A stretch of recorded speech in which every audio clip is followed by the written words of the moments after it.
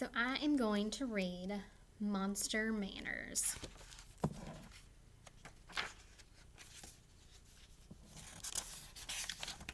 Rosie Monster looked like a perfect little monster.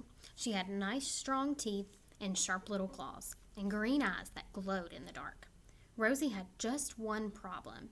She was always forgetting her monster manners.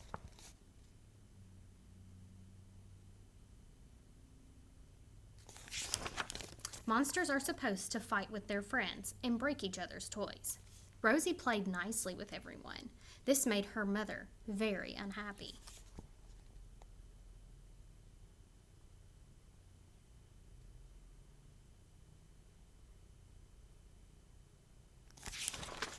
Monsters are supposed to growl loudly when they answer the telephone.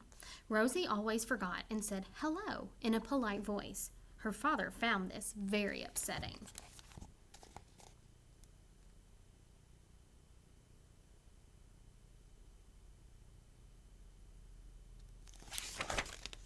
Monsters are supposed to chew up rocks to show how fierce they are. After one bite, Rosie would stop crunching and run for her toothbrush. She didn't like the way the bits of rock got stuck between her teeth.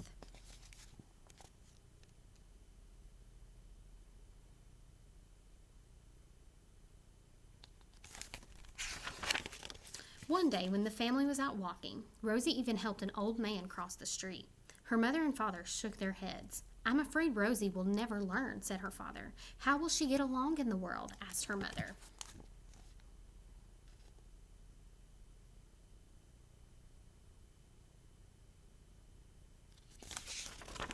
While they were talking, Rosie's best friend Prunella came by. "You have good manners, Prunella," said Rosie. "Will you teach me?" "Sure," said Prunella.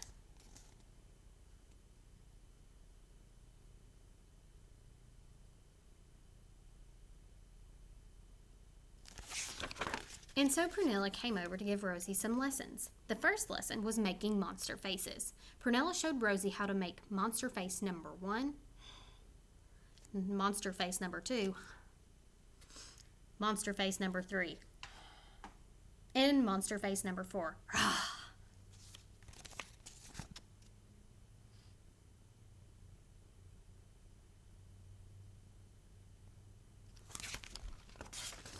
Then it was Rosie's turn. She tried monster face number 1, then number 2, number 3, and number 4. "That's terrible," said Prunella. "Let's try something else. Maybe you're better at table manners."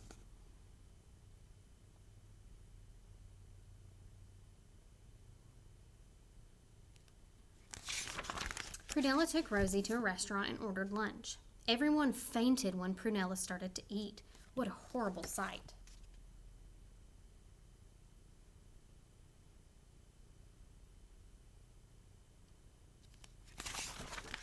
Rosie forgot her monster manners as usual. She used her napkin and her fork and spoon, and when she asked Prunella to pass the salt, she forgot again and said please. Prunella was angry. "You're not even trying," she said.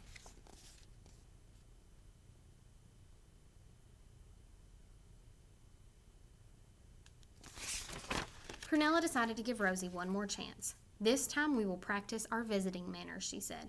"We'll drop in on my Uncle Ned." Prunella behaved perfectly for a monster. First, she rang the doorbell 10 times without stopping, even when she heard her uncle say, "Come in."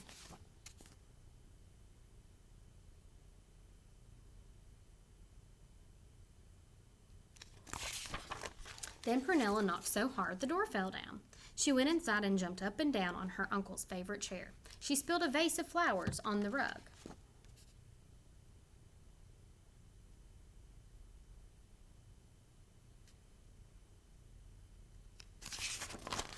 And finally, she stepped very hard on Uncle Ned's foot. Uncle Ned was so proud of Prunella. But Rosie said, "How do you do?" and sat quietly on the sofa. Uncle Ned was horrified. He asked Prunella to take her friend home until she could learn better manners.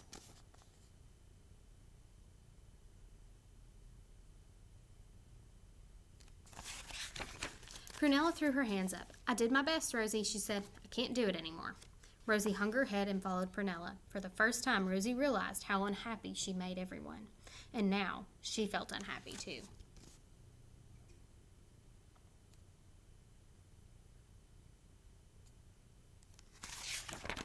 When Rosie and Prunella got to the monster's house, they saw a big mess. A pipe had broken and water was pouring everywhere. "Help!" cried Rosie. "We're getting flooded." Rosie's mother and father came running.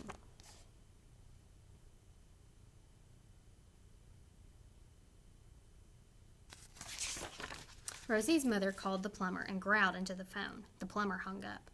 Rosie's father called and roared into the phone. The plumber hung up harder.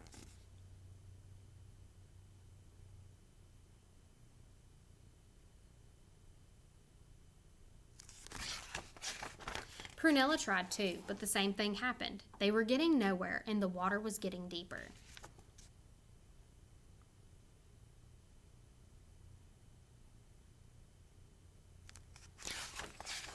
Something had to be done, and Rosie did it. Without thinking, she dialed the phone and said in a nice voice, "Hello, we have a leak at the monster's home. Can you please come over?" "I'll be right there," said the plumber. "Thank you," said Rosie.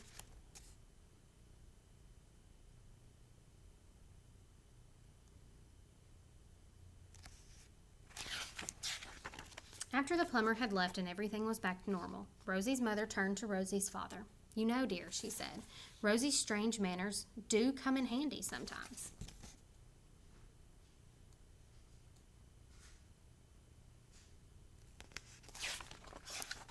"We're lucky to have her," said Rosie's father, "strange manners and all." They gave Rosie a hug and kiss and sent her out to play.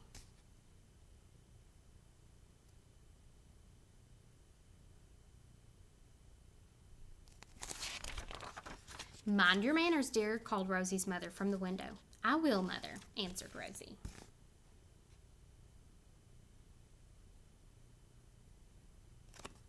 The end.